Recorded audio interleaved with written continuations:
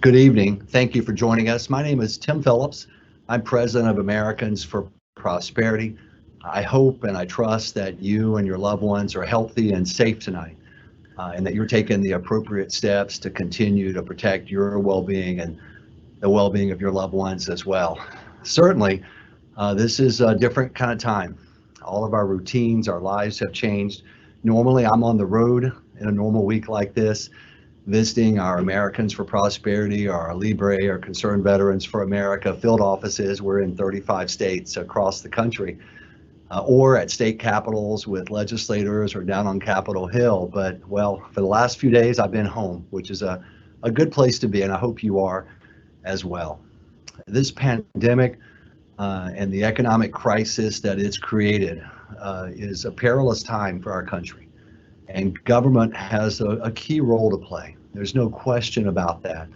And so tonight we wanted to host a town hall to discuss the good things they can do at the federal and state level to make a difference, to help get through this crisis, and also some of the worries and concerns that we have, because it's important to note the policies they're considering and passing, implementing right now.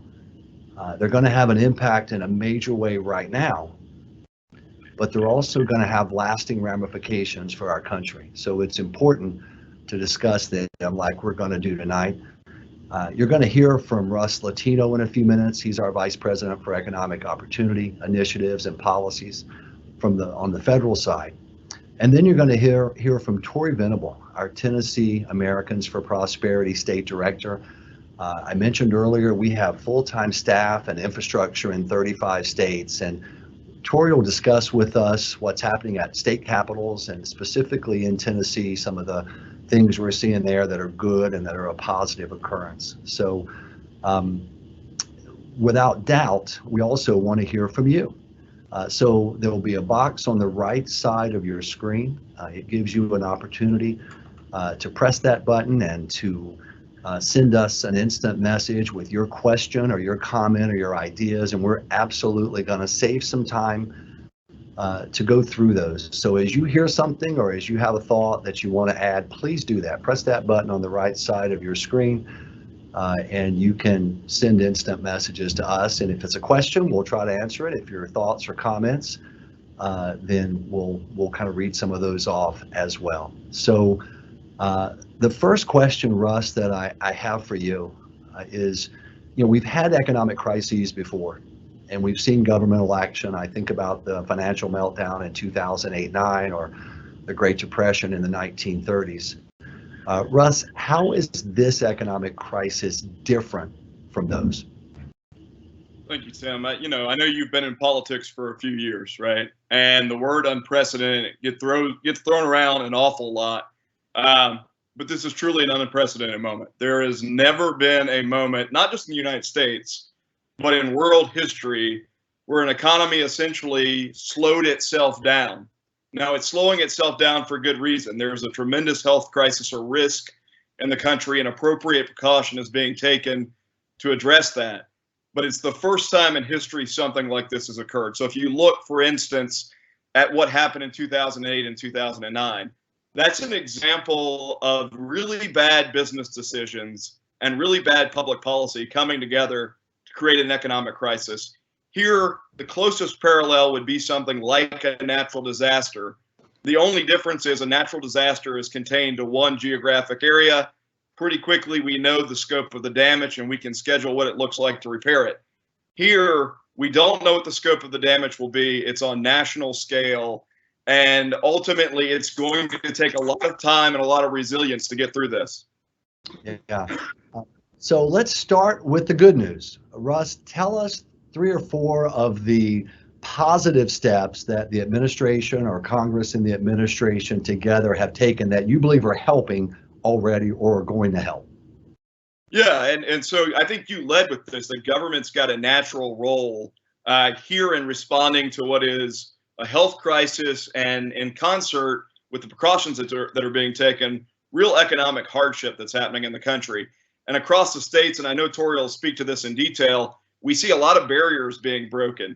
So states are finding ways to make sure that there's an increased access to health care, which is super important. And at the federal level, what we're seeing are some positive steps towards making sure that people who are the most injured, the people who have been hit the hardest, have a bridge until we can come out of this crisis and ultimately see our economy start working again.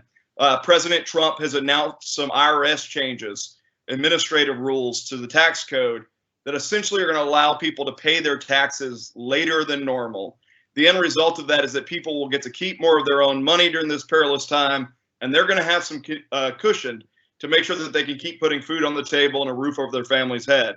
And that's very, very important. The other thing that we're looking at, and we've seen this in the last couple of days, the administration is taking really positive strides towards FDA reform and making sure the FDA recognizes the need to fast track treatment, the need to fast track tests. And that's vitally important to creating stability and certainty right now from a health perspective and also from an economic perspective.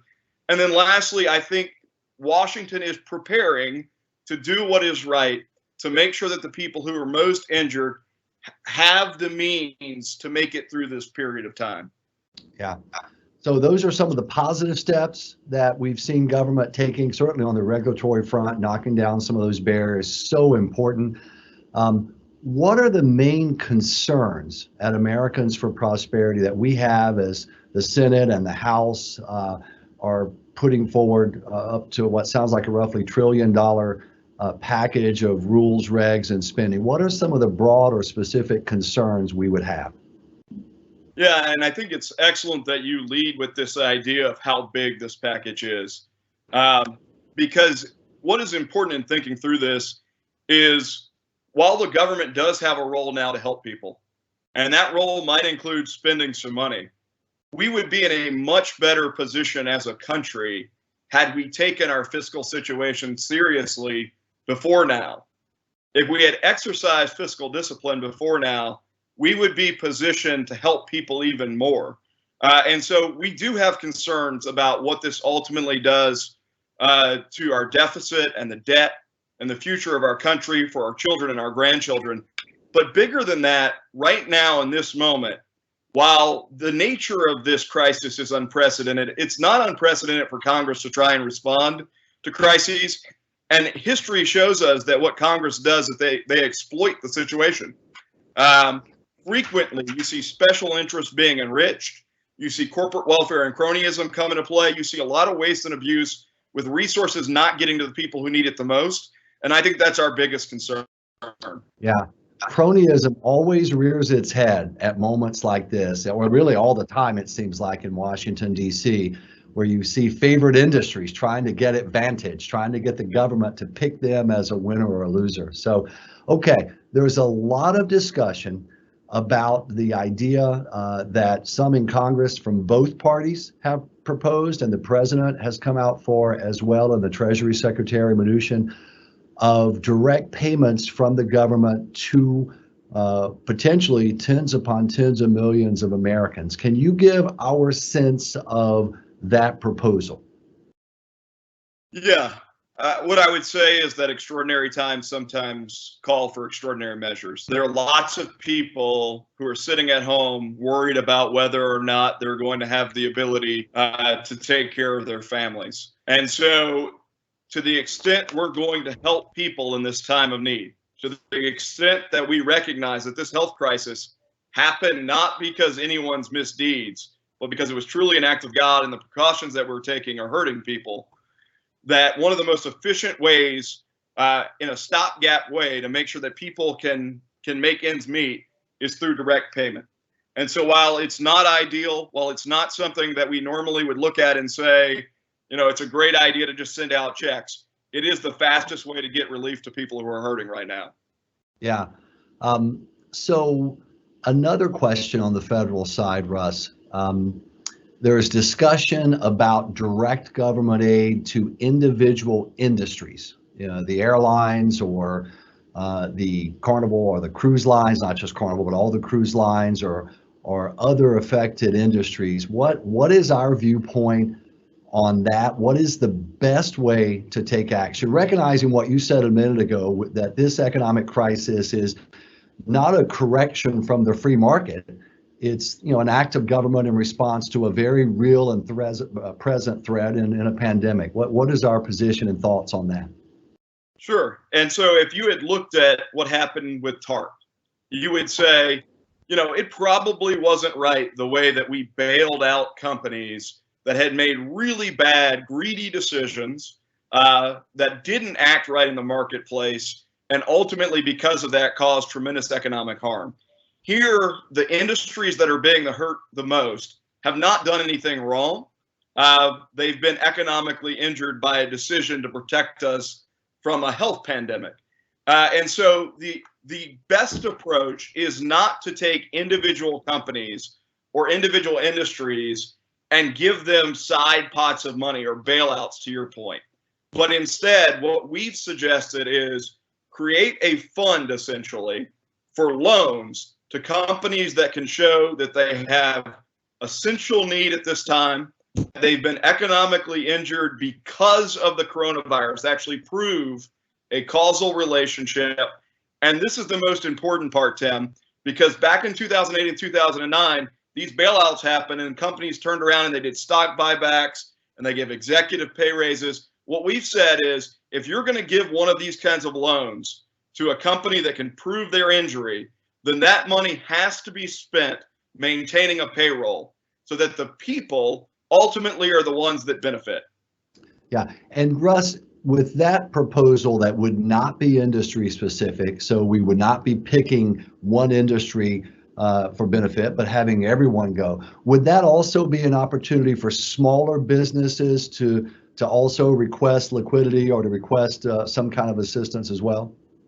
Absolutely. And if you think about this concept, if they were to do the process the right way and apply this concept of essential need, then the companies with the thinnest margins are going to be the ones that fit that category. And those historically are the small businesses, the mom and pops that are trying to stay open so that they can keep their employees with a paycheck. And so absolutely, this is not something that would be targeted to the big boys. It's something that's available if you can show essential need and actual economic injury, and that you're going to use the resources to help people stay in their jobs. Yeah. Last question on the federal front, Russ. Earlier, we were talking about the need to have the federal government play a key role, which it is, and it needs to.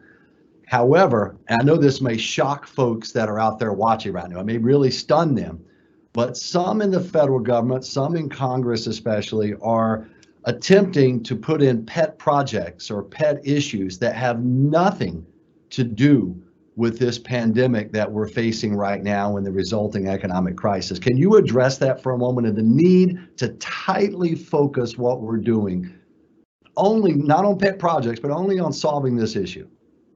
Yeah, so what we've said at Americans for Prosperity is any relief has to be timely, targeted, and temporary.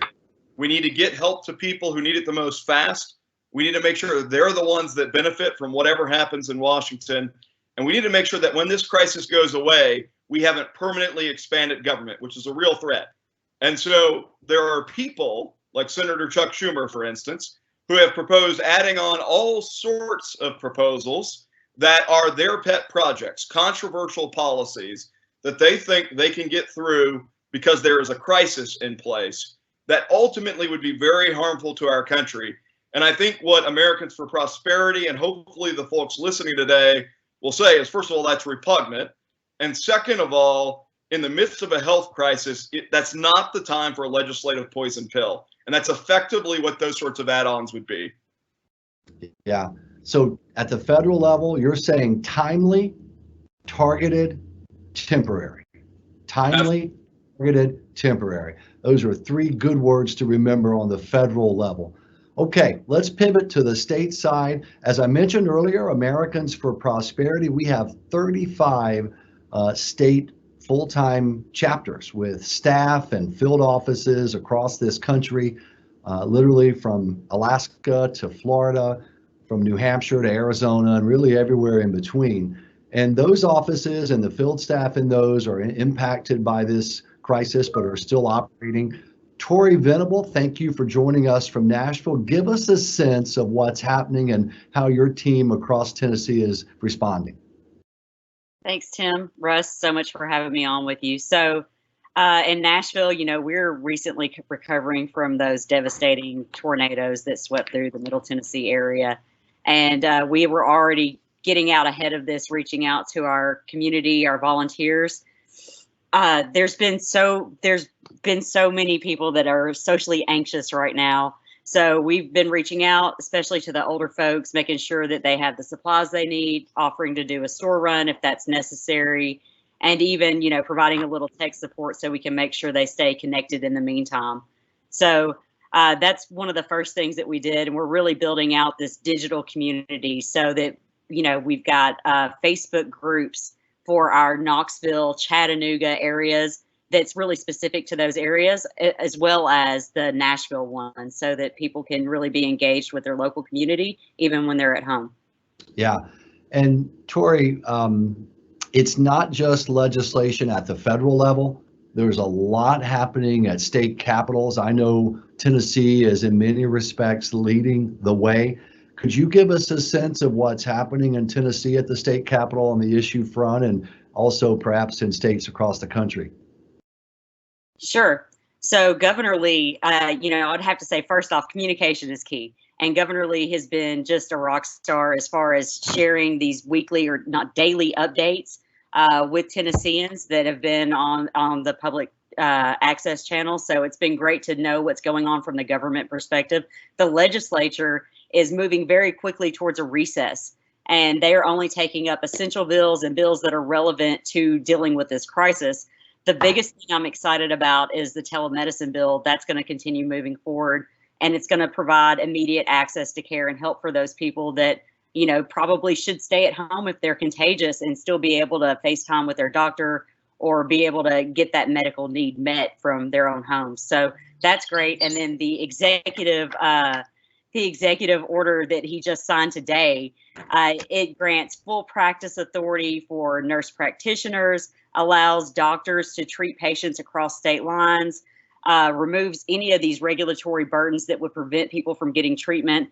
It is, just once again, Governor Lee has been an absolute rock star in this, and he has made sure that the needs of Tennesseans are being met and that we're going to be taken care of. Yeah. It sounds like at the state level, especially, we're seeing a lot of advances right now in allowing greater use of telemedicine, which lets people stay at home and protected to get care. And a lot of state regulations especially have been in the way of this in most places. That's exciting.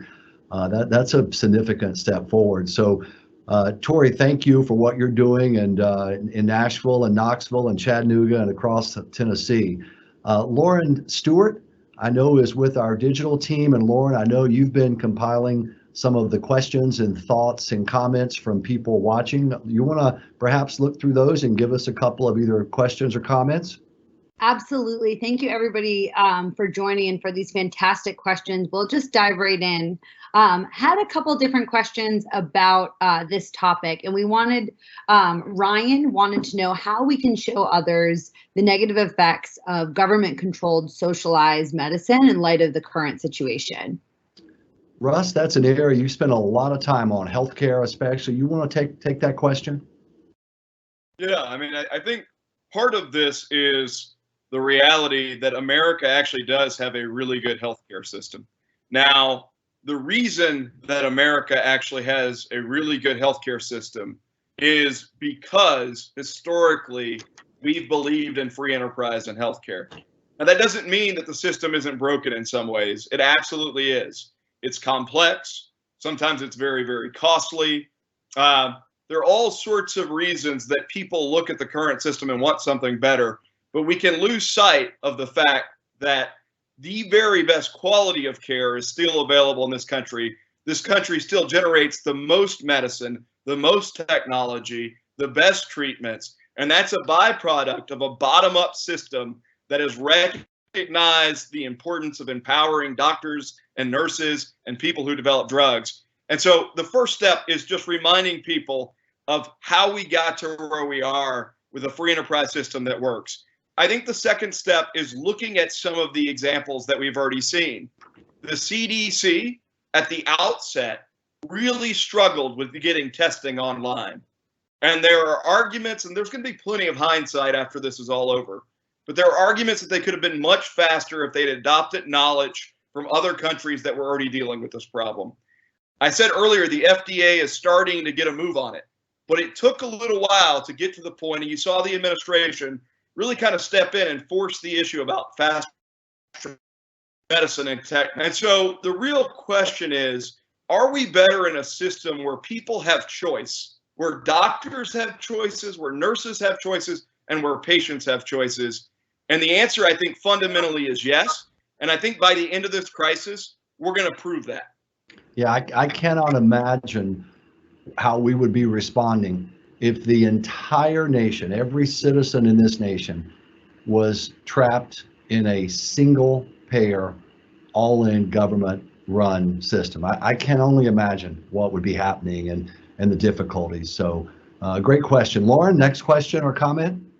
Awesome. Ron from Lexington, Kentucky is asking about the sums of money being tossed around within Congress. What steps can we or AFP take to safeguard against corporate abuses that will inevitably take place? So I know we talked about cronyism a little bit at the beginning, but I think that's a great question from Ron.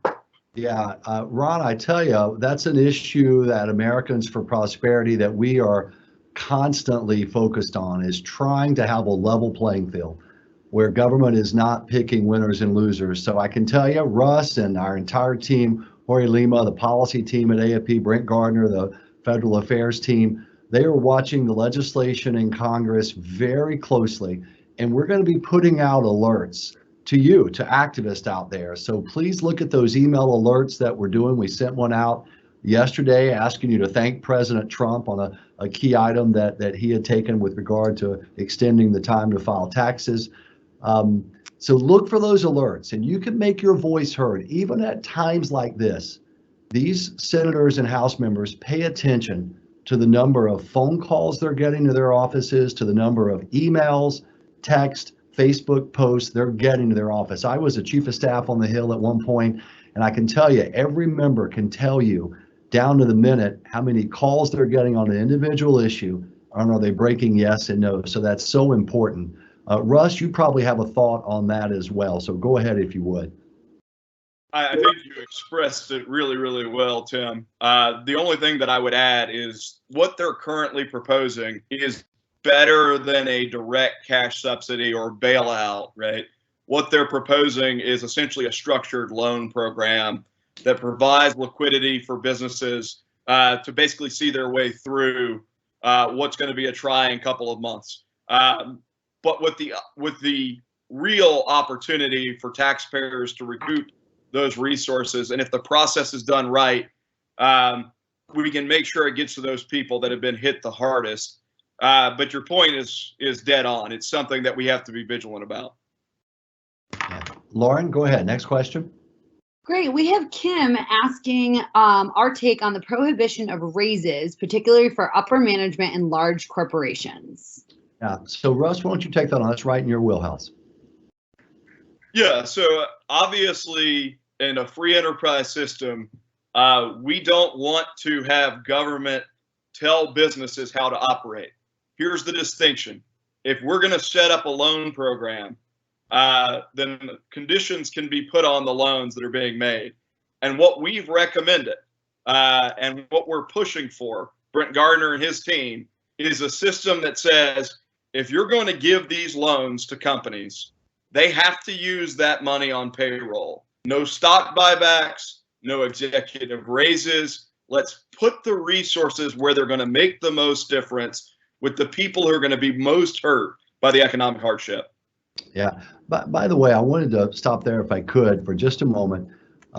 Tori Venable, I know at the state level, a lot of legislation is going as well. Can you talk just for a minute about how at the state level, an AFP, Americans for Prosperity state chapter, also does alerts about legislation that is kind of cronyism or corporate welfare or unrelated? Can you talk about that for just a minute, about how at the state level you do this as well? Sure. I mean, we've got, most of you know that are here with us, you know that we've got a wide range of issues that we touch on. In Tennessee, we're working on criminal justice reform, a number of different healthcare items, repealing the certificate of need requirements, which thankfully are temporarily on hold during the crisis so that the hospitals will be able to build, structures and fill beds as they need to. So we work on that. We work on cronyism, corporate welfare. When they were trying to build a new stadium on the backs of taxpayers, we really pushed back and triggered a bunch of emails to the local city council asking them not to, spend millions of taxpayer dollars for a stadium that the taxpayers weren't going to own. And people really get engaged on issues like this. So we've got a number of different items that you can engage with us, whether it's on our website or our Facebook page. We're constantly sharing ways for people to get engaged. And really, most of it is a direct link so that they can reach out directly to their lawmakers and tell them how they feel about a particular issue or policy. Yeah. Lauren, next question, please. Fantastic. So I know this is a policy that has come up in a number of our state chapters, and Diane brought up the issue of certificate of need and certificate of public need. She asked, besides the financial need for assistance, the stats already show there isn't going to be enough beds or equipment, which is controlled by CON. Will rescinding this be a possibility? Russ, you want to start with that? Yeah. So the answer is that states should absolutely rescind certificate of need restrictions. That there's plenty of evidence to suggest that the end result of doing so. Take just a moment and explain what certificate of need is for folks who may not know that term. So a certificate of need is essentially a request from the government, from a qualified medical provider, to open up a practice, to build a hospital, to add hospital beds, to buy certain kinds of equipment. And essentially you have to get the government's permission to do business, even though you're a qualified medical provider. The end result of that is that it restricts the number of hospitals, it restricts the number of CT and MRI machines in a state. And so what we have, and the reason why the question is so important, is that plenty of states have restricted the number of hospital beds that are available. And what we're seeing now is going to be an increased demand for beds at the same time that we've restricted supply. And that's a real problem. Now, look, if you repealed CON laws today, it's not like people are going to be able to build a hospital tomorrow, but it's a step in the right direction of making sure that our capacity from a medical standpoint can meet the demand, particularly in a situation like this. Yeah. Lauren, next question, if you would. Oh, Tori, go ahead. I'm sorry. Yeah. So, CON reform was one of the main things that we were working on this year, and that bill, unfortunately, is shelved for right now. However, through the executive order, the governor was able to temporarily suspend all of the CON regulations currently in Tennessee. So that's going to allow the hospitals to start, ramping up like they should to meet this crisis. However, I think that it's really imperative that when we come back in June, or when the legislature does come back into session, that we're going to be in a good position to say, see, we repealed this, or we lifted this regulation. The sky did not fall. If anything, it actually improved healthcare access in our state and lowered costs. And that's exactly what we're trying to do with it. That's a great point, Tori. Very much so. Lauren, go ahead. Next question, if you would. Absolutely. So a number of questions on this. How do we prevent this crisis, or any crisis for that matter, being used as a pretext to limit openness in trade and movement of individuals? Yeah, that is a great question. I can tell you, flipping through social media and watching some of the cable channels out there, there are already a lot of calls to begin making United States more of a protectionist country, where we put up walls to trade. And that's not a good approach. It's a recipe, frankly, for higher prices for American consumers down the road, and also for cronyism. Because when you have a federal government down the road that could be picking and choosing which industries that they want to give market share to, that they want to guarantee American market share to, that's a recipe for cronyism. It's a recipe for the moneyed special interest using their lobbyists to influence senators and House members to favor their industries for national prioritization. And I tell you, when you look back at history, whether it's the Soviet Union or others, there just aren't any examples where a national government began setting industrial policy from their nation's capital at the expense of the free market doing that. No one is that smart. Politicians always think they are. They always think, well, I can pick just these 8 or 9 industries or just this one, and then they become influenced by donors and by friends and allies and lobbyists, and it never turns out too well. So we are worried about these calls for what would really be a national industrial policy. You remember the old 7-year plans that the Soviet Union had, where things were worse after the 7 years in those industries. And so we're going to urge our government not to go that direction. Russ, anything I'm missing there? You asked earlier, Tim, about history, and the Great Depression is a great example of what happens when you have an economic downturn and then you make it worse by cutting yourself off from the world. Smoot-Hawley absolutely extended the Great Depression, which was a tariff act, right? Imposed massive tariffs to try and prevent trade between countries, to try and prevent exporting and importing. And the end result was a Great Depression that lasted for a decade. I think we need to be very cautious in a time of economic downturn about promoting policies that restrict the supply of products coming from overseas. Plenty of people listening today will already know that they're going to grocery stores and they're seeing empty shelves. That would only be made worse by cutting off trade. And not only would it only be made worse, but in a time when people are going to start to see folks laid off or furloughed from work, it would dramatically increase prices. We would exceptionally create an economic downturn, one that right now may last 6 months. We would be talking about something that would last far, far longer. Yeah. Lauren, maybe time for 2 more questions, I think, and we'll wrap up. Go ahead. Pick Fantastic. The tough ones. We'll give it to Russ. Okay, sounds good. So we have Max asking, why not just get the government out of healthcare so that every employer could afford it and we'd all have coverage and access? Healthcare only cost 5% of GDP in the 1950s and early 60s. Russ, take that away. That's right in your wheelhouse. Yeah, so I mean, not to go back to Econ 101, but you Please guys. don't. That was a really boring class, all right? It was a very boring class, but you'll remember that supply and demand chart, right? And you'll remember if you restrict supply of something and you artificially increase demand, you end up getting much higher prices. You end up getting a lot less access. And what we've done in this country, to the point that the questioner raised, is we, by bad public policy, have restricted the number of people who can provide health care and where you can get it. And at the same time, we've artificially increased demand with really bad insurance policy. And so the end result is a system with much higher costs and less access to care.